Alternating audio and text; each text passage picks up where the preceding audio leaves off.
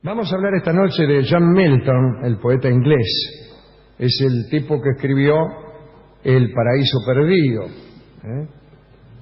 Alguna otra vez hemos hablado del Paraíso Perdido, casi sin hablar de Milton, y esta vez también hablamos alguna vez de Milton sin hablar del Paraíso Perdido, y alguna vez habremos hablado de los dos, yo qué sé.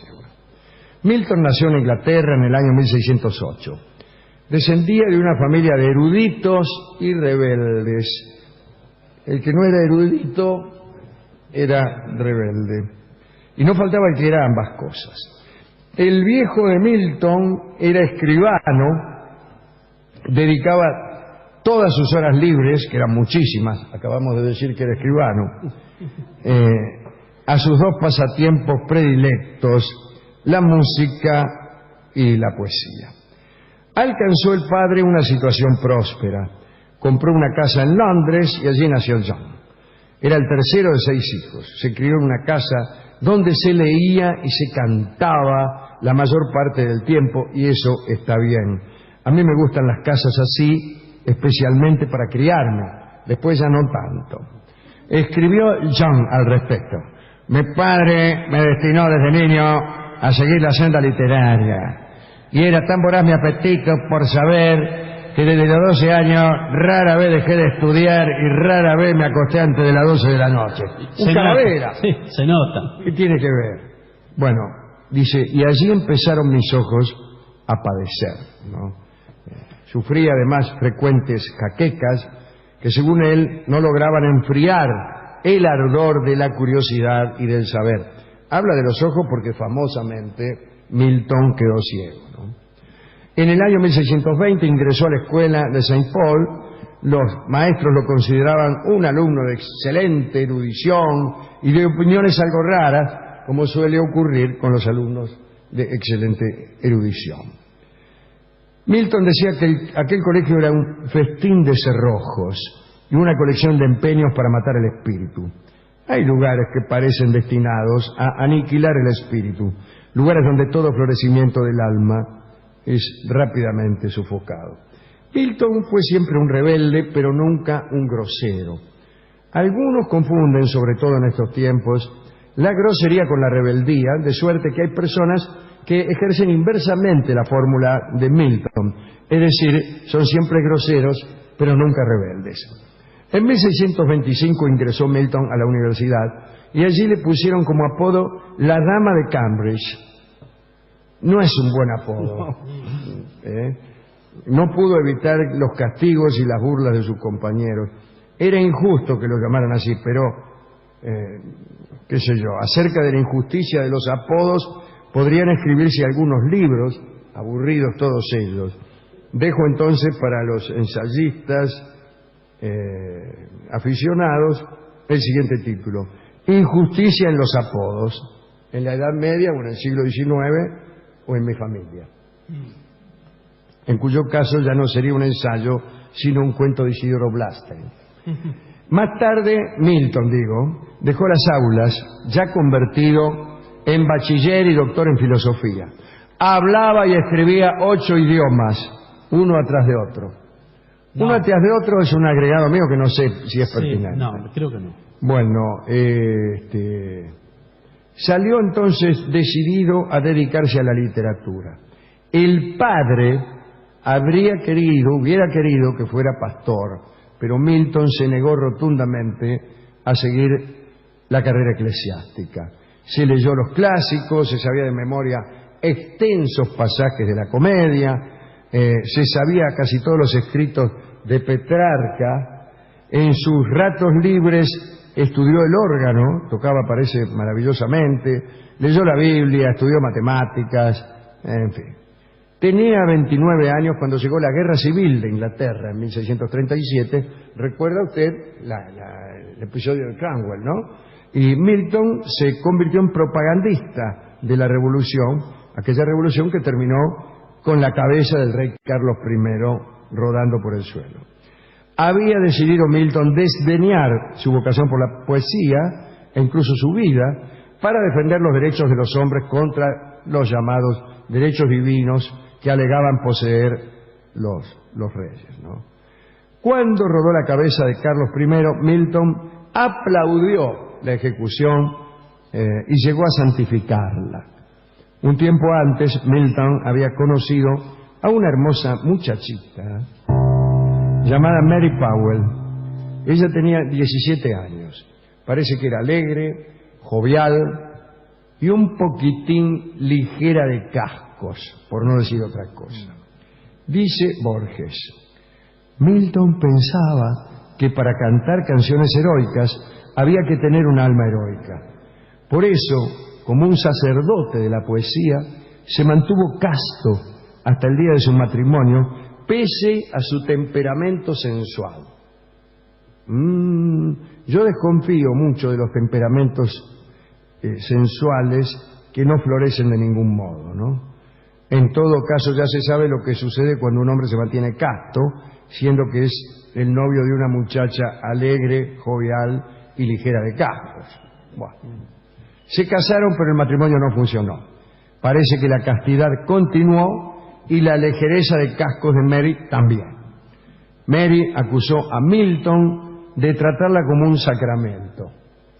Este hombre me trata como un sacramento, es extraordinario. Sí, yo lo trato como un vigilante, sí, dice ella. La muchacha se rebeló y se fue con otro. Sí, está bien. Milton le envió entonces centenares de cartas. En todas ellas rogaba su regreso, pero no hubo caso. Lleno de odio, entonces Milton empezó a bregar por el divorcio en Inglaterra. O sea, empezó a trasladar la desgracia particular a lo general, que es lo peor que uno puede hacer con una desgracia. Aquel bregar por el divorcio cayó como una bomba en aires de rígido puritanismo. Todavía dio un paso más arriesgado. Sin haber anulado todavía su matrimonio y con muchos enemigos en la corte, empezó a cortejar a otra señora. En aquellos años eso estaba mal visto. Ahora, en cambio, está bien visto. Esta actitud desesperó a Mary. Y cierto día, al regresar a la casa, Milton se encontró con la sorpresa de que Mary había regresado. He vuelto, dijo. Cayó de rodillas y le pidió perdón.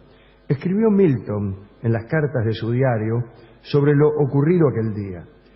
Qué extraño es sentir la instantánea desaparición del enojo y la urgente necesidad del milagroso abrazo. Como se ve, las historias de amor son siempre lo mismo, ¿no? Son un poquitín vulgares. Después es uno el que con atributos de poeta o de santo las rescata de la vulgaridad. Claro. No uno, es Milton, ¿no? El caso es que volvieron a reunirse. Pero otra vez las cosas salieron mal, ¿no? Mary llevó a toda su familia a vivir con él, padre, madre, hermano, hermana, todo en la casa de Milton, abandonada, ¿no? Para peor parece que tenía Milton alumnos, daba clase y era muy indisciplinado, y en realidad iban a las clases de filosofía que daba Milton solo para mirar con lujurioso deseo a las hermanas de Mary, que tenían los cascos tan ligeros como ella y marcaban 1.34 la milla. Milton estaba desalentado, ¿no? Y no tenía fuerzas para llevar a cabo un deseo que tenía desde hacía tiempo: dejar un libro que las generaciones venideras no se resignaran a olvidar. Ya durante la adolescencia pensaba en escribir una gran epopeya. Sin embargo, tuvo que ocuparse de otra cosa. Cranwell lo nombró secretario latino. El secretario latino era una especie de canciller, pero en realidad era un tipo que sabía muchos idiomas, traducía documentos, etcétera, ¿no? Aquella tarea titánica, tenía que leer muchísimos documentos todo el día, terminó dejándolo ciego enteramente. Nunca escuchó las recomendaciones del médico, que le dijo: lárguese el laburo, Juan. Y John le dijo: si mi afección es incurable, me dedicaré a soportarla. Tiempo más tarde murió Cranwell, volvieron los Estuardo al poder, vino la Restauración, subió al trono Carlos II. Los cortesanos le presentaron al rey una lista negra de antiguos regicidas, y ahí estaba Milton, muerto de risa. Milton John. Y el rey dijo que su mano era incapaz de firmar una sentencia de muerte, pero lo llevaron en cana. Al principio pudo eludir la captura, ayudado por amigos que lo escondían. Mientras no lo encontraban, quemaron sus libros, se confiscó su casa, le hacían funerales festivos en su agravio, todo para chuparle las medias al rey, ¿no? Al final lo encontraron, lo mandaron preso. Mientras estaba en la cárcel murió Mary. Tenían 2 hijas, Mary y Anne. Y al salir se casó con Catherine, que murió, y después se casó con su tercera esposa, Elizabeth. Bueno, ahí se puso insoportable. Ya estaba ciego. Nadie lo aguantaba. Los hacía sufrir a todos. Por ahí se sentía inspirado en medio de la noche, a las 4 de la mañana, como el doctor Caragenciano, y los despertaba a todos para dictarles. Y todos se iban a dormir temiendo que a Milton se le despertara la inspiración a las 3 o las 4 de la mañana. Los amigos que lo visitaban lo consideraban como un semidios herido. Vestía solo de negro, se sentaba todo el día en un sillón, y durante esos días escribió El paraíso perdido. Fue, según el propio Milton, un esfuerzo épico para justificar la conducta divina con los hombres. Bueno, Milton decía que era mucho mejor perder y luego recobrar nuestro cielo. Decía que eso era mejor que no experimentar nunca el dolor de la pérdida ni la alegría del recobro. Si el hombre no sufre, pensaba Milton, no conocerá nunca la ternura. No está mal esto, ¿no? La obra, El paraíso perdido, fue recibida fríamente por el público. Borges dijo de ese libro: es uno de esos libros que el lector admira y abandona. Es uno de los más grandes libros que se ha escrito en lengua inglesa y uno de los más aburridos que se ha escrito en cualquier idioma. Samuel Johnson, uno de los críticos más famosos de Inglaterra, escribió esto: nadie deseó nunca que fuera más extenso. Nadie, ¿no? Bueno, su lectura es menos un placer que un deber. Tardó 10 años en escribirlo. Los editores le pagaron por la publicación 5 libras. Milton envejeció, sus hijas lo abandonaron, el famoso incendio de Londres destruyó su casa, los partidarios del rey lo jorobaban todo el tiempo. Su último momento de dicha fue la publicación de Sansón el luchador. Murió en 1674, muy pocos notaron su muerte. En un diario decía: ha muerto John Milton, hombre viejo y ciego, que escribía documentos en latín. Increíble. ¿A quién dedicar este recuerdo? Bueno, al pobre Milton, no persona austera. Escribía sin rima, Milton. Comienza incluso El paraíso perdido con una defensa de la ausencia de rima y arguye que los clásicos no conocieron la rima, claro. Es una página que impresionó mucho al joven Borges, que tampoco usaba rima, y lo usó mucho para castigar a Lugones. Borges usaba este comienzo del paraíso perdido para jorobar a Lugones y a la rima, ¿no? También podríamos dedicar este recuerdo a la mujer y a las hermanitas, de las que no sabemos mucho, pero lo poco que sabemos es alentador. Y también a los que han seguido el precepto de Milton, quiero decir, a quienes han perdido el paraíso y después han querido recobrarlo, y a los que alcanzan esa felicidad elevada al cuadrado, que es la de haber perdido y recobrado. También se puede pensar que nunca se recobra lo perdido, que lo que se recobra es otra cosa, pero ese es otro pensamiento. Mejor es pensar, al menos mientras uno no ha recobrado nada, que lo perdido es lo que se perdió.